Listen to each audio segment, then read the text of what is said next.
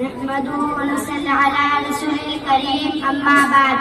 سامعین اکرام، حاضرین جلسہ، اللہ تعالیٰ کا انتہائی کرم و احسان ہے کہ اس نے ہم سب کو ایمان کی قیمتی دولت سے نوازا اور ہم سب کی زبان پر کلمہ طیبہ لا الہ الا اللہ محمد رسول اللہ کو جاری فرمایا.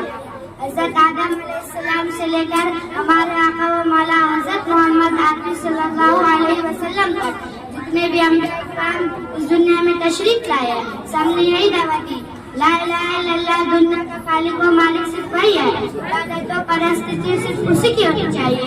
خدائے واحد کے ساتھ ساتھ دوسروں کی پوجا کرنا بھی شرک کہلاتا ہے.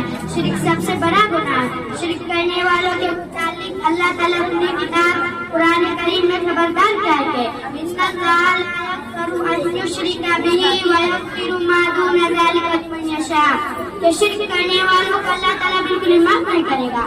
اس کے علاوہ دوسرے گناہوں کے اگر اللہ تعالیٰ چاہے تو معاف کر سکتا ہے.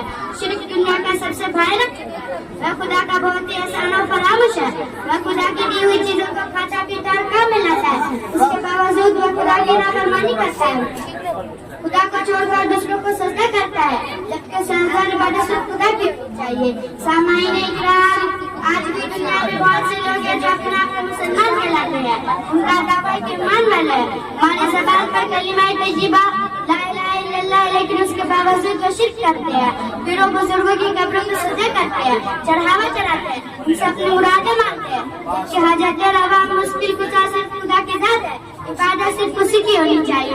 محترم حضرات، دنیا میں سب سے بزرگترین شخصیت جناب نبی کریم صلی اللہ علیہ وسلم کی تھی. صحابہ اکرام کو آپ صلی اللہ علیہ وسلم سے بے انتہائی عقیدت و محبت تھی، لیکن کسی بھی صحابی سے یہ روایت نہیں ہے کہ انہوں نے حضور کریم صلی اللہ علیہ وسلم کو سجدہ کیا ہو یا آپ کے چلے جانے کے بعد مزار کا دست ماتا دکھا ہو.